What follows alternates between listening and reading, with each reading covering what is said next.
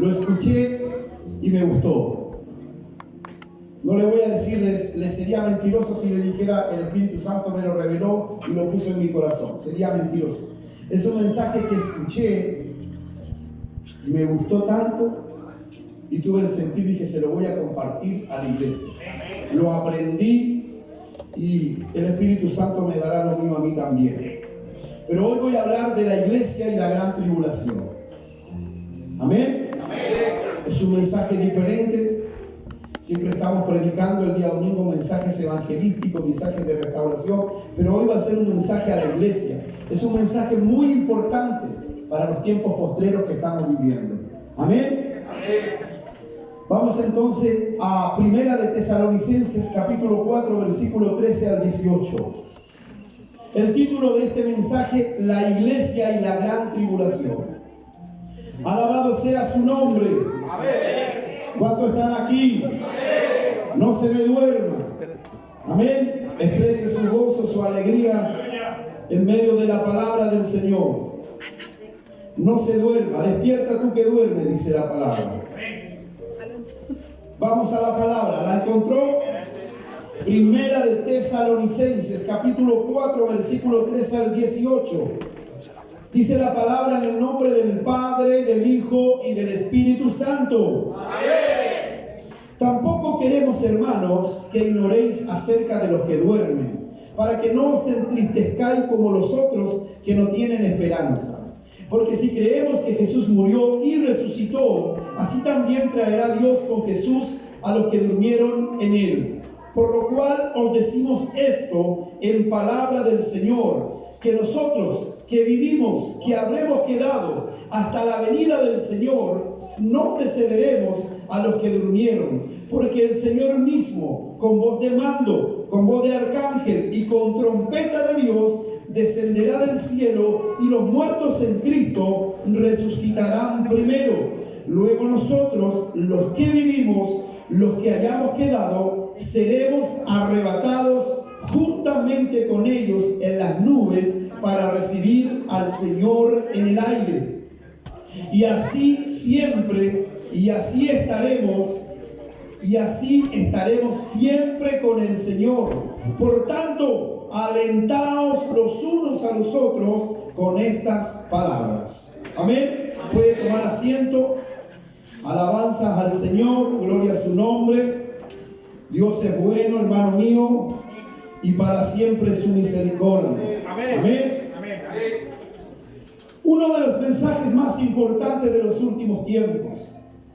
Estamos viviendo los tiempos postreros. Cuando usted ve el libro de Mateo, capítulo 24, la Biblia habla de la venida del Señor y habla de las señales de la venida del Señor. Cuando los discípulos le preguntan, Señor, ¿cuándo será tu venida? Y el Señor les habla, estas serán las señales de la venida del Hijo del Hombre. Y dice, habrán guerras y rumores de guerra, habrán pestilencias, habrán enfermedades, habrán terremotos, pero aún no será el fin, dice la Biblia. Esto será principio de dolores. Amén. Amén. Hoy en día estamos viendo todo eso. Hoy en día se habla de guerra y de rumores de guerra y de guerras, pero se rumorea de una guerra más grande. Se habla de Rusia. Él quiere unir la Unión Soviética y él quiere unir y quiere gobernar. Y eso está escrito, está profetizado. Pero eso no va a pasar todavía. Todavía no va a pasar porque todavía no es el tiempo. Bendito sea el nombre del Señor. Gloria al Señor. Esas son las luces que están conectadas en pasillos. Gloria al Señor para siempre. Vamos a hablar entonces del rapto de la iglesia. Bendito sea el Señor. ¿Qué significa el rapto de la iglesia? La palabra rapto no sale en la Biblia. Es como la palabra Trinidad. La palabra Trinidad no sale en la Biblia, no la vas a encontrar. Pero sí es insinuada y es revelada en muchos textos bíblicos. En nombre del Padre, del Hijo, del Espíritu Santo. pero la palabra Trinidad no sale, y la palabra rapto tampoco sale, pero sí sale la palabra arrebatados, que arrebatados significa, en el diccionario Strong del griego dice arpazo, capturar, quitar, atrapar, tomar por fuerza. La palabra describe la acción del Espíritu Santo al transferir a Felipe de una localidad a otra. Y el arrebato de Pablo al paraíso sugiere la acción de cómo la iglesia será arrebatada, cómo la iglesia será tomada. Algunos ministros enseñan que la iglesia no será arrebatada en el rapto. Algunos ministros no creen en el rapto de la iglesia, sino que creen que la iglesia pasará por la gran tribulación.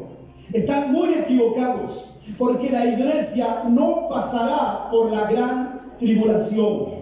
Por eso a mí me preocupa cuando los hermanos dicen: pastor, no me voy a vacunar porque parece que me van a poner el número de la bestia, no porque me van a poner el código, no porque no voy a poder comprar. Hermano, esas son puras patrañas, esas son puras confusiones de las redes sociales.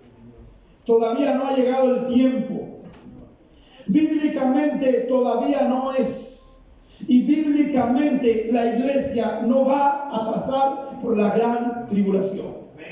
Alabado sea el Señor. Es una enseñanza predominante hoy en día de que dicen que la iglesia pasará la gran tribulación, y muchos cristianos hoy en día viven desesperados porque dicen: vamos a tener que pasar por la gran tribulación. ¿Y qué hago si me ponen la marca de la bestia? ¿Qué hago si me ponen el chip? Bendito sea el nombre del Señor. ¿Cómo es posible que la iglesia pase por la gran tribulación? No tendría sentido ninguna de las cosas que Jesucristo nos entregó, de que la iglesia, su amada, la cual Él dio la vida, la cual es lo mejor que Él tiene. Dice la Biblia que Él dio la vida por su amada iglesia. Bendito sea el Señor. Y muchos hoy en día viven con ese temor. Es falso creer que Cristo permitirá que la iglesia pase por la gran tribulación. Son dos eventos totalmente diferentes. Están separados por los 7 años. Son dos eventos diferentes: el rapto de la iglesia y la segunda venida de Cristo. Son dos eventos diferentes. Amén. Están separados por 7 años. Esos 7 años fueron profetizados por el profeta Daniel. Son 7 años en que está separada la segunda venida de Jesús y el rapto de la iglesia. Son dos eventos diferentes. El primer evento es el rapto, que da inicio a la gran tribulación. Y el segundo evento es la segunda venida de Jesús. ¿Cuántas venidas hay de Cristo?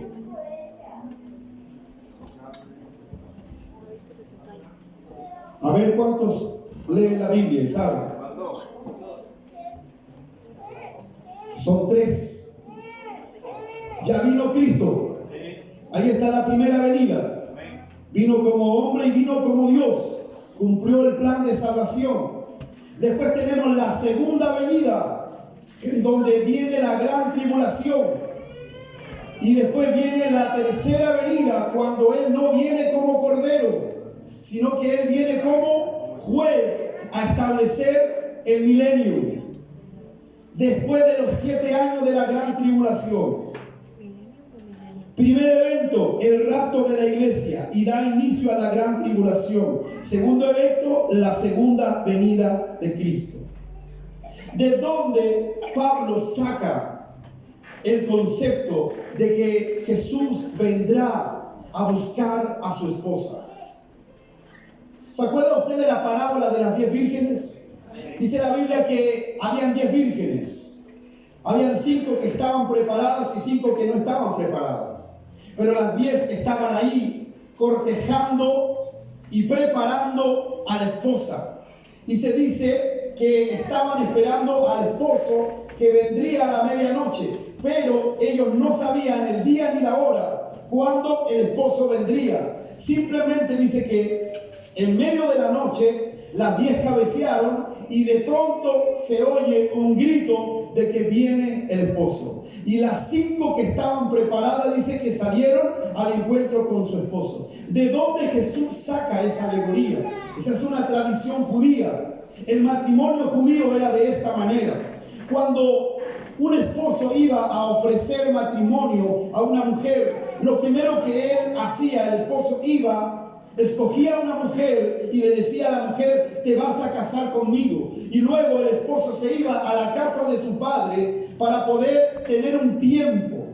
Entonces, en ese tiempo, el esposo estaba con su padre, se iba. Es lo mismo que está haciendo Jesús. Jesús vino, anunció la boda, anunció que nosotros somos la esposa, y él se fue a la casa del Padre. La Biblia dice que se fue a preparar morada para que donde él esté, nosotros también estemos. ¿Me voy entendiendo? Amén. Entonces, en este momento, el novio está preparando las bodas del Cordero. Entonces, la palabra del Señor o la tradición judía dice que luego el esposo viene, pero antes de eso, la novia es cortejada por vírgenes, por familiares, por mujeres que la preparan en un lugar. La preparan. La tradición judía es así. Una boda judía dura 7 días, que son los 7 años de la gran tribulación. En esos 7 años va a haber tribulación en la tierra, pero la iglesia va a estar celebrando las bodas del Cordero. ¿Me entiendo, cierto? Entonces, la tradición judía era esa. Los judíos creían en eso o practican eso. El esposo se iba a la casa, anunciaba el matrimonio y luego se iba a la casa de su papá a hacer un anexo, a esperar, para luego venir a buscar a su esposa. Mientras que la esposa no sabía cuándo el esposo iba a venir, ella era cortejada por otras vírgenes. De ahí es que Jesús saca la parábola de las 10 vírgenes. Por eso dice que el reino de los cielos será semejante a 10 vírgenes. Entonces, como la esposa estaba siendo cortejada, ella era preparada, ella era hermoseada, ella era aperfumada. No sé si algunos se acuerdan de Esther. Ella era una mujer de la calle, era una mujer adoptada, no tenía padres, ¿cierto? ¿Se acuerdan ustedes de ese libro? Es el único libro que no habla de Dios, pero ahí hay una revelación más profunda. Y esa mujer dice que era cortejada, era preparada, era aperfumada para luego ir al encuentro de su rey. Entonces, mientras el esposo hace el anexo, mientras Jesús está en el cielo preparando todo para la boda del Cordero, la iglesia está siendo cortejada no por vírgenes, está siendo preparada por el Espíritu Santo, está santificando a la esposa. El Espíritu Santo está convenciendo a la iglesia y preparándola, pero la esposa no sabe cuándo va a venir el esposo. No se sabe el día ni la hora, dice. Y dice que vendrá como ladrón en la noche. Amén. Por tanto, ella esperaba y velaba con una cortesía de vírgenes, y ella le animaban, le alentaban y le preparaban para que pronto viniera el esposo a buscarla. Y dice que cuando el esposo venía a buscar a la esposa, él tocaba un shofar. Él anunciaba su venida. Entonces, cuando él tocaba el shofar, entonces las esposas decían: ahí viene, las vírgenes decían: ahí viene el esposo, salgamos a recibirlo. Y entonces el portero, siempre tiene que estar mirando un ratito para afuera. Entonces, hermano, venía y tocaba la trompeta, tocaba el shofar. Entonces él anunciaba su venida. Y entonces la esposa estaba lista y preparada para poder ir al encuentro. Y así se llevaba a la esposa a la casa de su esposo. Esa es una tradición judía que hasta el día de hoy se practica y dura 7 días. ¿Por qué dura 7 días? ¿Se acuerda usted cuando Jesús convierte el agua en vino? Él es invitado a la boda y el último día se acaba el vino. El último día del séptimo día era el mejor día y el último día era en donde Él hace el milagro, el primer milagro de su ministerio, ¿cierto? Y Él convierte el agua en vino. Entonces, una boda judía duraba tantos días. De ahí que se saca el ejemplo de lo que Pablo recibe por revelación de cuándo sería la venida. Y por eso él le habla a la iglesia de Tesalonicense. ¿Cuál era el problema de la iglesia de Tesalonicense? Que la gente que había muerto estaba triste, porque no sabía qué iba a pasar con ellos. Porque imagínese usted, estaba la lucha de las creencias. Los fariseos creían, los saduceos, creían que no había resurrección. Los fariseos creían que había resurrección. Y luego todas esas doctrinas entraron dentro de la iglesia. Entonces, la tristeza de muchos y la preocupación de muchos era, ¿qué va a pasar con nosotros? Porque detrás de esto está la obra de Satanás, que lo que quiere es debilitar tu fe para que tú no creas que realmente la venida del Señor está cerca. Alabado sea Dios para siempre. Santo es el Señor. Todo esto es parte de lo que Jesús usa y que le revela a Pablo para cuándo será la venida. Dice, tampoco, hermanos, queremos que ignoréis acerca de los que duermen, para que no os entristezcáis como nosotros, que no tienen esperanza. Porque si creemos que Jesús murió y resucitó, así también traerá Dios con Jesús a los que durmieron en Él. Por lo cual os decimos esto en palabra del Señor, que nosotros que vivimos y que habremos quedado hasta la venida del Señor no precederemos a los que durmieron, porque el Señor mismo, con voz de mando, con voz de arcángel y con trompeta de Dios. ¿Qué está pasando ahí? Ahí el esposo está anunciando su venida. Dice, con trompeta de Dios descenderá del cielo. Los muertos en Cristo resucitarán primero, y luego nosotros, los que vivimos, los que hayamos quedado, seremos arrebatados juntamente con ellos en las nubes para recibir al Señor en el aire, y estaremos siempre con el Señor. Amén. Gloria al Señor. Ahora mire, la boda se celebraba y duraba 7 días. Y la Biblia dice que un día son como 1000 años y 1000 años son como un día. O sea, estos 7 días representan a 7 años de gran tribulación. Amén. Amén. Tiene que acontecer primero el rapto. No puede acontecer primero la gran tribulación. Sino, ¿cuándo celebraríamos las bodas del Cordero? Es muy importante saber, es primero el rapto de la iglesia. Alabado sea el Señor. Hay 4 principios que nos enseñan en la Biblia acerca del rapto de la iglesia. El primer principio, el rapto de la iglesia es privado y secreto, y es en el aire. Dice, luego nosotros, los que vivimos, los que hayamos quedado, seremos arrebatados juntamente con ellos en las nubes para recibir al Señor en el aire. Primer principio, entonces, el rapto de la iglesia es privado. Dice que vendrá como ladrón en la noche. La Biblia dice que uno será tomado y el otro será dejado. Será privado y será en el aire. ¿Cómo vamos a orar? No sé cómo vamos a orar. No sé cómo Dios lo va a hacer. Pero esto es palabra de Dios. Amén. Amén. Es simbolizado como un ladrón que viene de noche.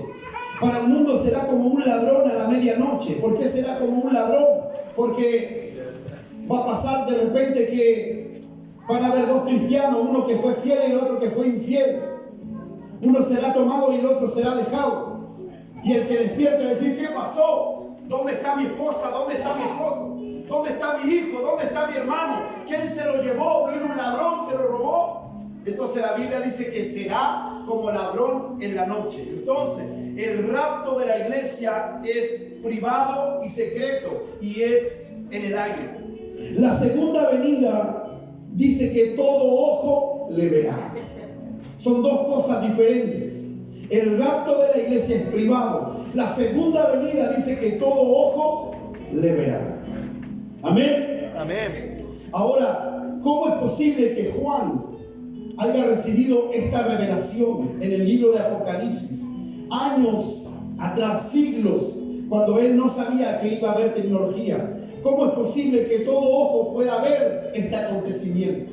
Porque no era el tiempo, porque esta es palabra de Dios, porque Dios se anticipa a los tiempos, porque Dios ve más allá. Ahora, con la tecnología que tenemos, podemos ver todo lo que pasa en el mundo. A través de las redes sociales, a través del televisor, podemos ver un acontecimiento en China, podemos ver un acontecimiento en Ucrania, podemos ver un acontecimiento en Rusia, y todos están conectados. ¿Se acuerda usted cuando los mineros estaban Bajo tierra. enterrados? Todo el mundo, hermano, estaba atento a lo que estaba pasando en Chile, siendo Chile un país chiquitito, el último país del rincón del mundo, pero todos los ojos estaban puestos en Chile. Entonces, la segunda venida dice que todo ojo le verá. Amén. Amén. Amén. Segundo punto, el rapto es un gozo, es alegría, es maravilloso. Se dice que son las bodas. Cuando el esposo venía a buscar a su esposa, él tocaba un chofar. Entonces la mujer se levantaba, se perfumaba, se arreglaba y salía al encuentro de su esposo. ¿Qué esposa sale al encuentro triste? La única que sale triste es la que es obligada a casarse.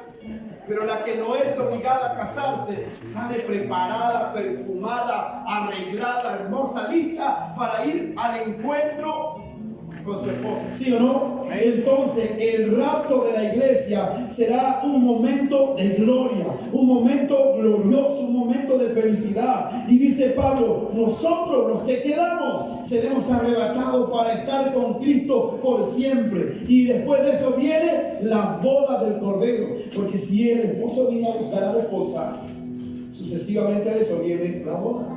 Entonces hay algunos que dicen que las bodas van a ser en la gran tribulación, que las bodas van a ser en el Armagedón, y no es así. Alabado sea Dios.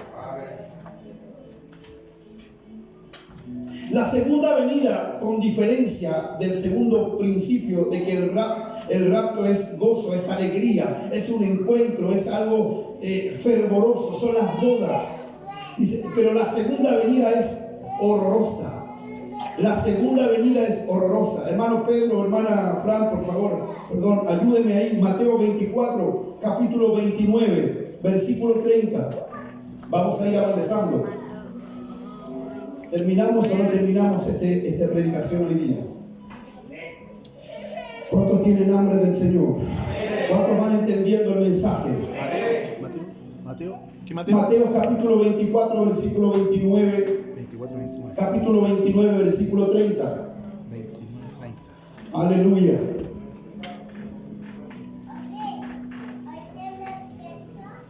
Capítulo 24, versículo 30. Entonces dice, aparecerá la señal del Hijo del Hombre en el cielo, y entonces lamentarán todas las tribus de la tierra y verán al Hijo del Hombre viniendo sobre las nubes del cielo con poder y gran gloria. El 31 dice, y enviará a sus ángeles con gran voz de trompeta y juntarán, dice, a sus escogidos de los cuatro vientos, desde un extremo del cielo hasta el otro extremo del cielo. Amén. Amén.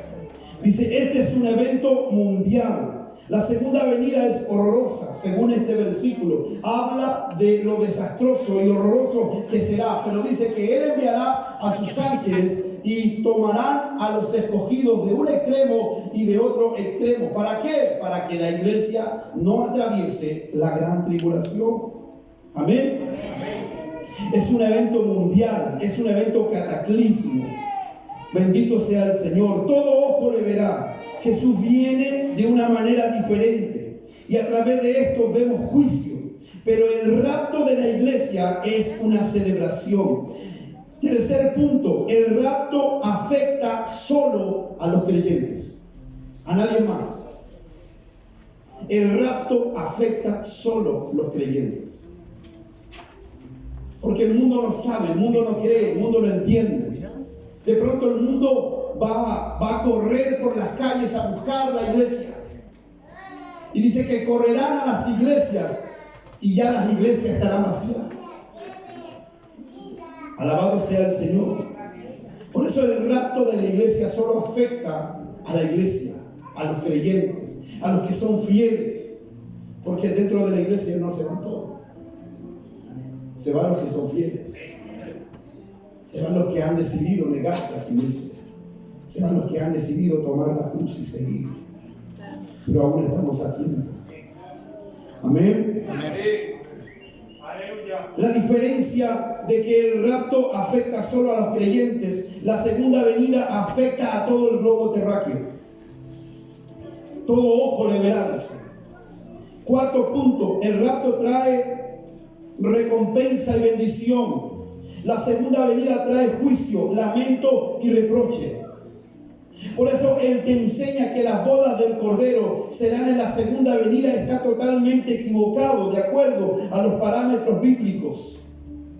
¿Cuáles son los argumentos de ellos? Ellos dicen, no, si vamos a pasar la gran tribulación y el Señor en la gran tribulación nos va a cuidar, nos va a guardar, nos va a proteger. Eso es falso. Bíblicamente es falso. ¿Cómo es posible que Dios, que ha enviado a su Hijo y que ha dado la vida por su iglesia, permita que la iglesia pase por esa situación? ¿Usted cree que Dios le va a permitir y le va a entregar en la gran tribulación, donde se levanta el anticristo, donde se levanta el hombre de pecado y trae, dice que Él hará descender fuego del cielo y con señales confundirá? ¿Usted cree que el Señor va a querer que su amada iglesia pase por eso? Usted se va a casar, usted permitiría que antes de que usted fuera a buscar a su esposa pasara horror, pasara problemas y dificultades. No. Alabado sea Dios. Pero el rapto trae recompensa y bendición. Trae recompensa y bendición. Dice la Biblia, luego nosotros los que vivimos, los que hayamos quedado, seremos arrebatados juntamente con ellos en las nubes para recibir al Señor en el aire. Estaremos siempre con el Señor, dice. Gloria al Señor para siempre. Aleluya. Aleluya. Bendito sea su nombre. Estos son los argumentos que dicen los hombres, que no, que el Señor nos va a guardar, nos va a cuidar, y no es posible. Usted va a entender que no es así. Apocalipsis capítulo 13, versículo 5. Apocalipsis capítulo 13, versículo 5.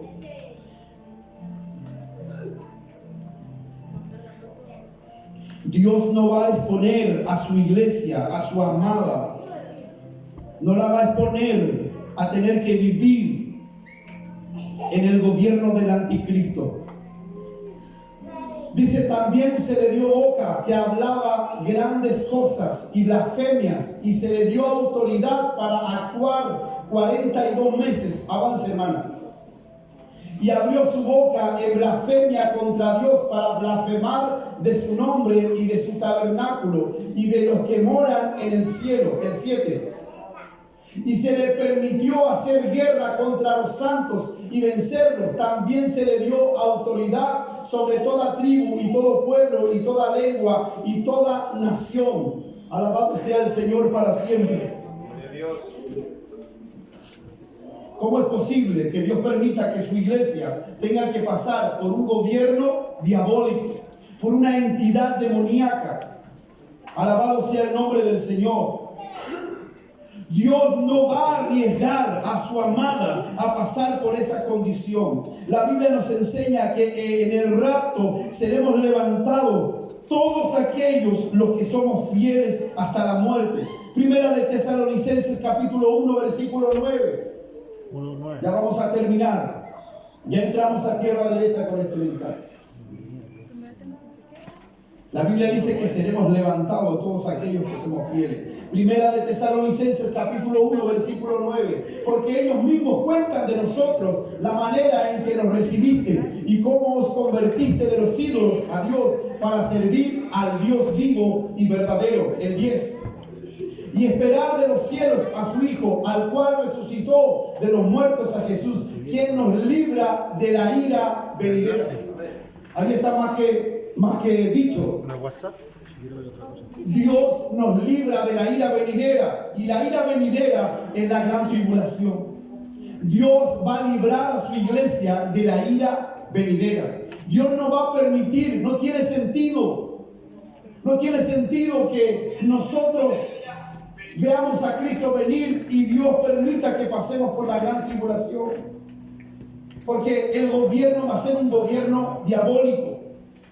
Alabado sea el Señor. Pablo recibió por revelación el rapto de su iglesia. Dios nos libra de la ira venidera, y esto se refiere a la gran tribulación. Primera de Tesalonicenses capítulo 5 versículo 9. Atenta ahí porque vienen más versículos, vienen 2 versículos más. Primera de Tesalonicenses capítulo 5 versículo 9. Porque no nos ha puesto Dios para ira. El día de la ira viene, la ira venidera, pero dice, porque no nos ha puesto Dios para ira, sino para alcanzar salvación por medio de nuestro Señor Jesucristo. Amén. Dios no nos ha puesto para ira. La iglesia no va a ser expuesta a la ira del enemigo.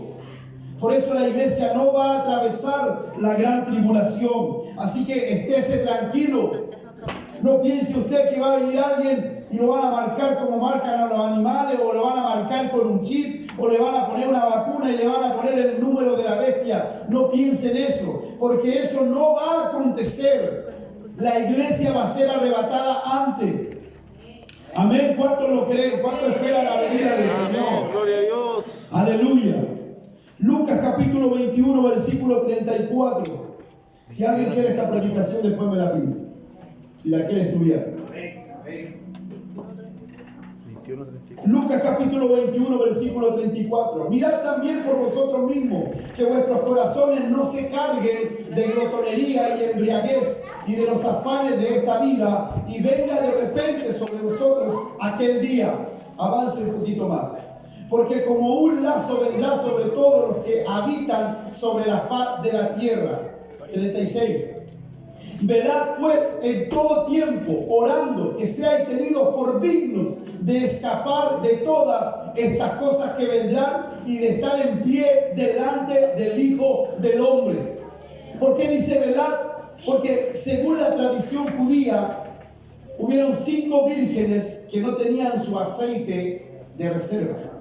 Entonces, las 5 vírgenes no velaron, no fueron sensatas. Entonces dice, velad pues en todo tiempo, orando, que seáis tenidos por dignos de escapar de todas estas cosas que vendrán. Dios necesita que seamos fieles. Dios necesita que perseveremos. Dios necesita que estemos atentos. Pablo dice, velad pues, porque vuestro adversario el diablo anda como león rugiente buscando a quien devorar. Y dice, seamos sobrios y velemos, porque no sabemos el día ni la hora cuando el Hijo del Hombre vendrá. Amén. La manifestación del anticristo. Segunda de Tesalonicenses capítulo 2 versículo 1. Y usted va a entender por qué no es posible que la iglesia tenga que pasar la gran tribulación. Alabado sea su nombre. ¿Cuántos están comiendo de la palabra? No se aburra, vamos que ya estamos terminando. Gracias y paz a vosotros de Dios nuestro Padre y del Señor Jesucristo. Avance, mi hermano. Debemos siempre dar gracias a Dios por vosotros, hermanos, como es digno, por cuanto vuestra fe va creciendo y el amor de todo y cada uno de vosotros abunda para con los demás. Tanto que nosotros mismos nos gloriamos de vosotros, de las iglesias de Dios, por vuestra paciencia y fe en todas vuestras persecuciones y tribulaciones que soportáis.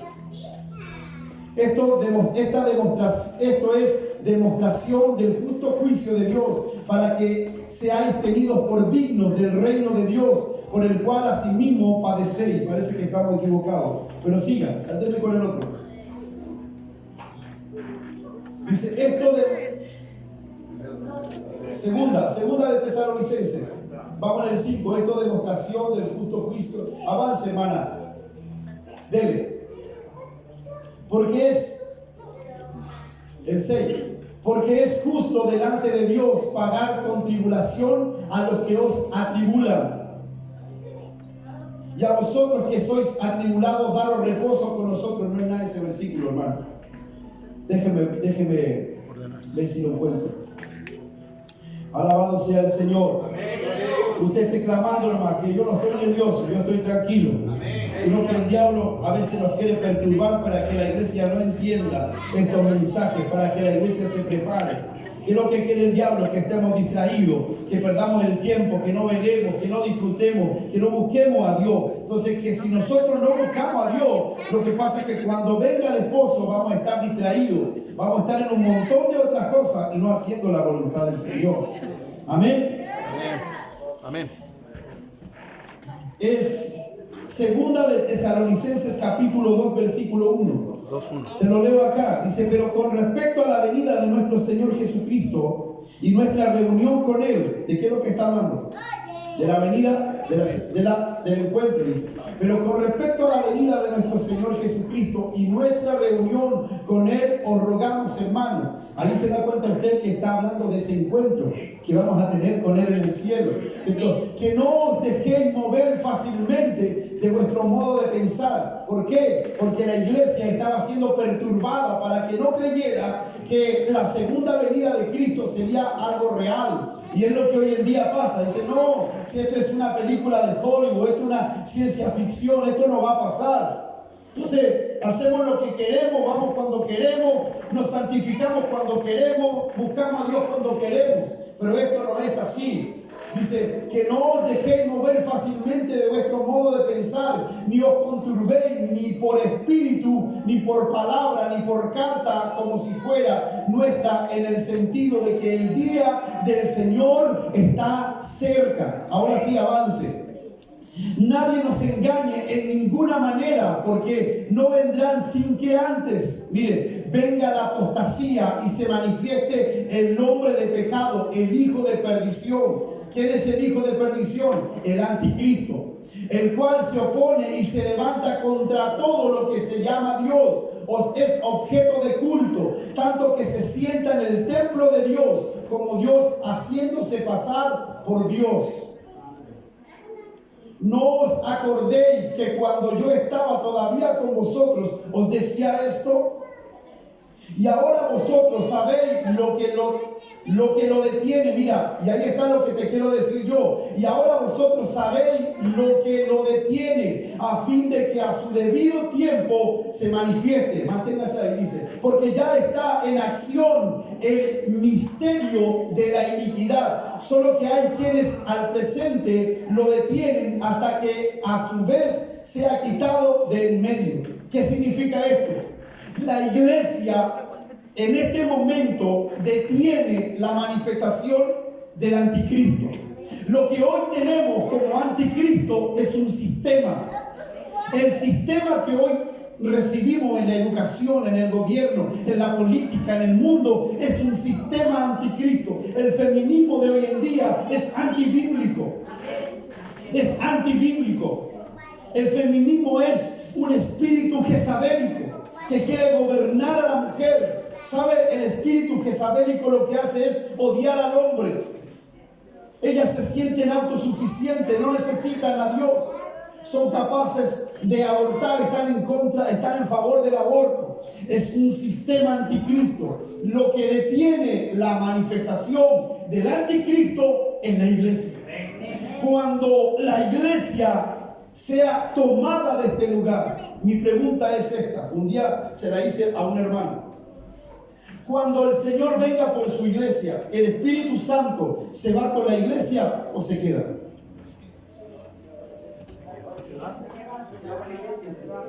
Se va con, ¿me escuchó? ¿Me escucharon todos? Cuando el Señor venga por su iglesia, ¿el Espíritu Santo se queda en la tierra o se va con la iglesia? ¿Por qué se va con la iglesia? A ver, denme un argumento. Fuerte, que no lo escucho, presidente. Es conservador de la iglesia y va a ser levantada gracias al Espíritu Santo. ¿Y por qué algunos dicen, pero ¿y qué va a hacer mi hermano y mi hermana que no todavía no se van? ¿Qué va a pasar con ellos? ¿Qué pasa cuando ellos dicen eso? Perdieron el tiempo. Algunos dicen, no es justo. Dios es un Dios de ira, entonces, ¿por qué va a permitir que mi familia se quede? Lo que está deteniendo es la obra del Espíritu Santo y la iglesia misma. Están deteniendo la obra del anticristo. Por eso el versículo dice, porque ya está en acción el misterio de la iniquidad. O sea, hoy en día lo que vemos es un misterio diabólico. Hay un ministerio diabólico, entidades demoníacas, son principados, son huestes que están gobernando gobiernos, naciones, poblaciones. Hay sistemas, de repente tú ves cómo dice, cómo la población de repente llegó la droga, cómo de repente en la población todos se separan, todos se matan. Son entidades demoníacas que están viniendo, están en acción. Pero el versículo antes dice, ¿quién al presente lo detiene hasta que él a su vez sea detenido? Ahora vosotros sabéis lo que lo detiene a fin de que a su debido tiempo se manifieste. O sea, en algún momento se va a manifestar, pero tú no vas a estar. Tú no vas a estar. La Biblia dice, cree tú y serás salvo tú y toda tu casa. Lo que mantiene en espera la venida del Señor es que tus hijos lleguen al Evangelio. ¿Sabes por qué? Porque están dentro de la promesa. Porque creíste tú, y si creíste tú, también será salva tu casa. Aleluya, gloria a Dios por eso. Alabado sea el nombre del Señor. No es justo que yo lleve 5 años orando por mi hermano y que el Señor me lleve y él se quede. No, Dios está esperando. Aleluya. Porque Él es fiel a su palabra. Amén. Gloria a Dios. Un día vamos a ir al encuentro con nuestro Señor y van a estar tus hijos, van a estar tus familiares y vamos a estar con Él por siempre, dice la palabra. Amén. Entonces, por eso no creas que tú vas a pasar por la gran tribulación. ¿Tú permitirías que tu hijo fuese llevado a un desierto y fuese sacrificado por su bien? No, ¿cierto? Ahora, ¿tú permitirías que tu esposa pasara por algo así? Según el principio bíblico, el esposo vela por la esposa. Según el principio bíblico, el esposo da la vida por su esposa. La trata como a vaso frágil. La cuida, la quiere, la respeta, la protege, la ayuda, intercede por ella, la defiende. Esa es la labor del hombre, del esposo, de la cabeza. La esposa se tiene que sentir protegida, se tiene que sentir amada.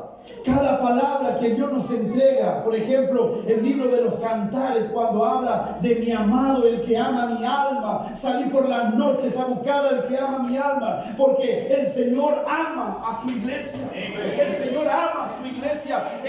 Su iglesia es su amada. Él entregó su vida por su amada. ¿Y usted cree que Él va a permitir que usted pase por esa horrenda situación? No. Bendito sea Dios para eso. Alabado sea su nombre. Ahora, la Biblia dice que nosotros somos la sal de la tierra. Pero cuando la sal se desvanezca, entonces esta está lista para ser pisoteada. Y eso habla del rapto de la iglesia. En este momento, la sal no está lista para ser pisoteada. En este momento, la sal está en acción. En este momento la iglesia está predicando. En este momento los misioneros están predicando el evangelio. En este momento la obra del Espíritu Santo está en acción, está en movimiento. Por eso la iglesia tiene que despertar. Por eso la iglesia se tiene que mover. Por eso el Espíritu Santo está moviendo a los pastores para que motiven, activen a la iglesia a salir a la calle, a predicar el evangelio, a hablar de la venida de Cristo. Hoy en día muchos son entretenidos en las iglesias. No les hablan de estos mensajes. Por eso cuando escuché este mensaje a mí me cautivó. Dije, yo tengo que predicárselo a mi iglesia. Para que mi iglesia esté preparada. Pero cuando la sal se desvanece, entonces la sal puede ser pisoteada. Pero la iglesia aún no se ha desvanecido. Aún la sal sazona. Aleluya. Aún tu sal sazona. Gloria a Dios. Aún tiene sabor. Alabado sea el Señor para siempre. La Biblia dice: tú eres la sal de esta tierra. Tú eres la sal de esta tierra, hermano. Y dice que no está lista para ser pisoteada. ¿Cuándo va a ser pisoteada? Cuando ya no estemos aquí. Cuando se manifieste el hombre de pecado, el hombre de iniquidad, y él haga como quiera. Son 7 años en que él va a hacer y deshacer en este mundo. Todas las películas que hablan del fin del mundo, si usted se da cuenta, ninguna muestra a la iglesia. Porque la iglesia no va a estar. Gloria a Dios. ¿Se ha dado cuenta de eso? Ayer estaba viendo una película del fin del mundo. Y que venía un meteorito y destruía la tierra y un montón de cosas. Y en ningún momento mostraron a un cristiano, mostraron a una iglesia, porque no va a estar la iglesia. Todo lo que han querido crear los hombres del chip, aún eso no va a pasar, porque Dios no lo va a permitir. Porque no es el tiempo. Porque el tiempo es en que tus hijos lleguen, tu familia llegue.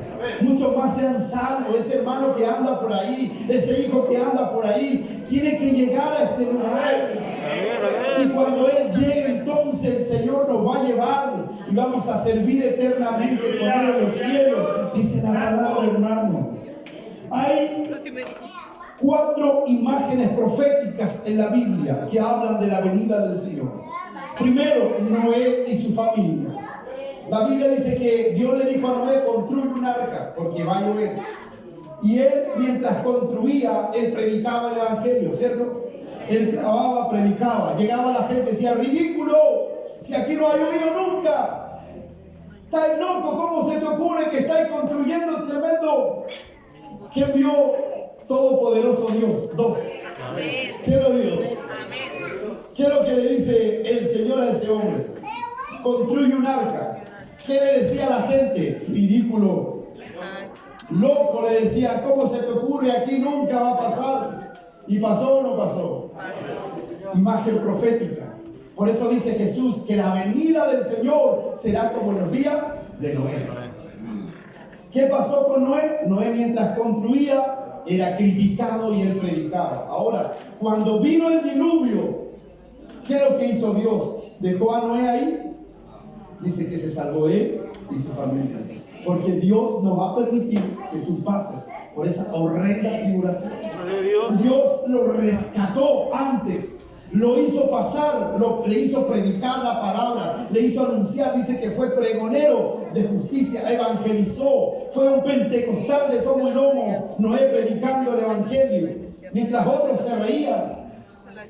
Hay música de fondo, hermano, atento ahí, atento, los músicos, miren, saque la música esa.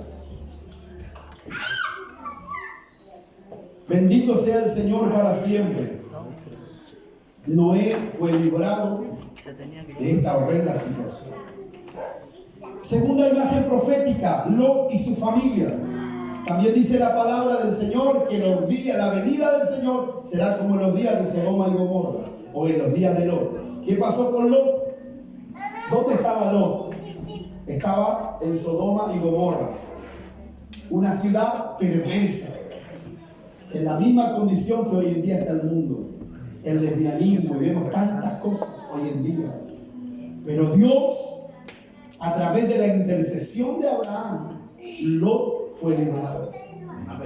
Lot fue librado. El Señor le dijo: pero Señor, y está mi sobrino, sálvalo. Y la Biblia dice que envió ángeles para que salvaran a Lot. Y dice que le golpearon la puerta y dijeron: Lot, viene el juicio contra esta nación, contra esta ciudad, vamos, arranca. Y dice que arrancó él, su esposa y su familia. Pero su esposa se convirtió en estatua de sal. ¿Por qué? Porque ella no quería arrancar, ella quería quedarse.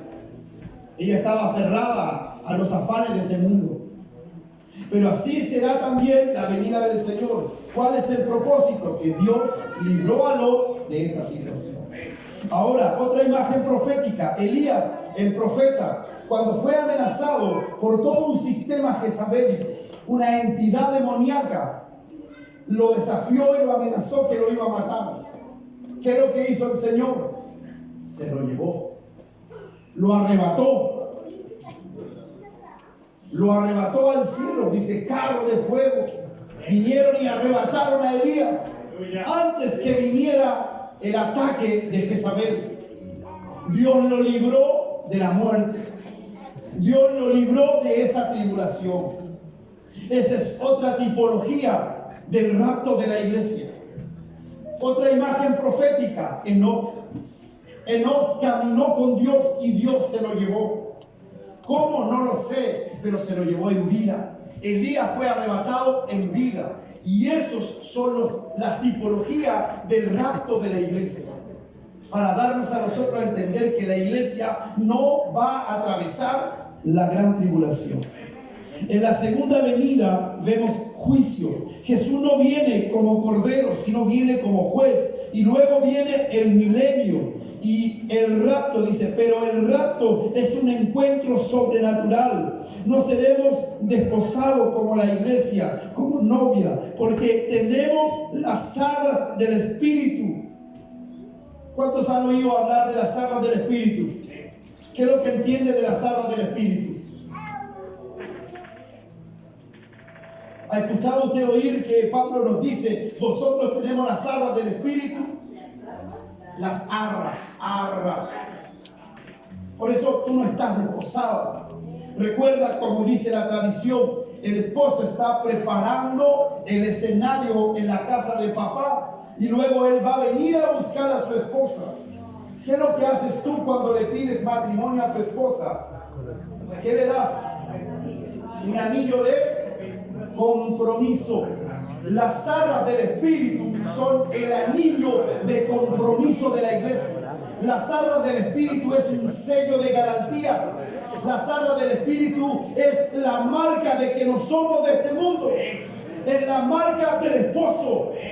Las arras del Espíritu es el anillo de compromiso. La iglesia está marcada por el esposo. Por eso tú no vas a sufrir si eres fiel al Señor. Y si no eres fiel, vuélvete a Dios. Hoy día vuélvete a Dios. Deja tu pecado, deja tu vicio y vuélvete a Dios. Las arras del Espíritu son el compromiso, el anillo de compromiso. Es el preencuentro. Luego viene el encuentro. Aleluya. Los que nos hemos casado sabemos de qué estamos hablando. Avivamiento, noche de júbilo, gloria a Dios para siempre. Aleluya, ¿no? Así será. ¿Y por qué? Usted se ríe, pero ¿por qué el Señor ocupa esta alegoría para hablar de la comunión, de la relación de la iglesia? Dios quería que nosotros entendiéramos de una forma sencilla lo importante que nosotros somos y que como iglesia somos la esposa. Y ese momento va a ser sobrenatural, va a ser un momento extraordinario, va a ser un momento en donde todas tus lágrimas, todo tu dolor, tu sacrificio, toda tu humillación va a ser sanada, va a ser restaurada. Todo tu esfuerzo, hermano, en ese momento va a quedar en nada, porque vienen las bodas del Cordero. ¿Y qué boda es aburrida? Ninguna. Como decía yo, hay avivamiento, hay júbilo, hay alegría, hay gozo, hay comida, hay torta, hay de todo. ¿Qué no hay por no decir, cierto? Pero Dios ocupa esa alegoría para nosotros. Gloria al Señor para siempre. Dios va a tocar, Jesús va a tocar la trompeta final y el novio vendrá. Todo esto es una trampa del enemigo para que nosotros no tengamos fe, para que nosotros perdamos nuestra fe y nuestra esperanza. Que no será así, pero la Biblia dice que por la fe Enoc fue traspuesto al cielo. Gloria al Señor para siempre.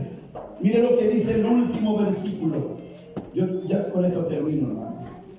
A los que están apurados, ya con esto termino. Mire lo que dice el último versículo, versículo 18 de la enseñanza. Dice, por tanto, alentaos los unos a los otros con estas palabras. alentaos los unos a los otros con estas palabras.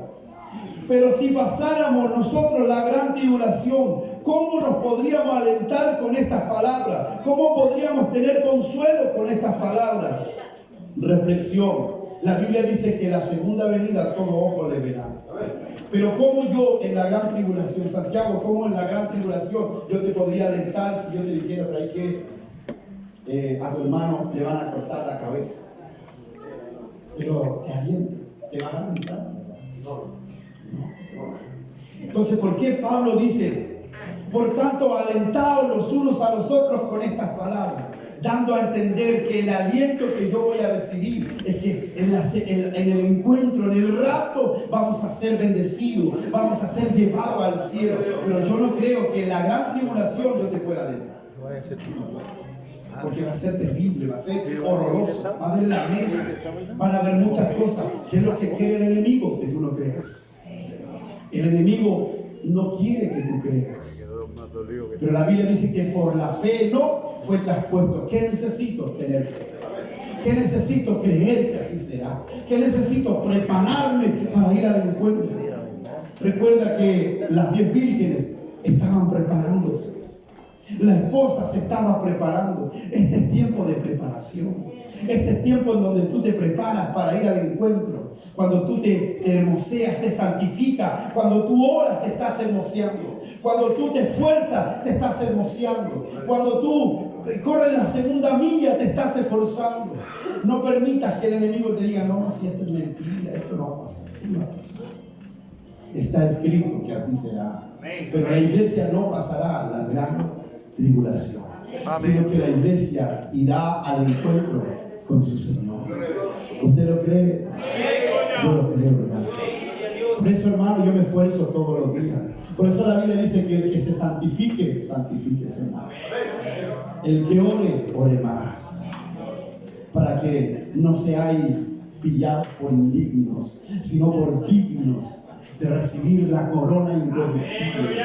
Sé fiel hasta la muerte. No importa cuánta adversidad tenga que atravesar, un día vamos a ir al encuentro con nuestro Señor, hermano, y ese momento va a ser glorioso, ese momento va a ser especial, ese momento va a ser hermoso, hermano, va a ser glorioso. Esfuérzate y sé valiente, no temas ni desmayes, porque Jehová tu Dios está contigo. Amén, póngase de pie. Este era el mensaje. Disculpe si me alargué un poquito, pero era necesario.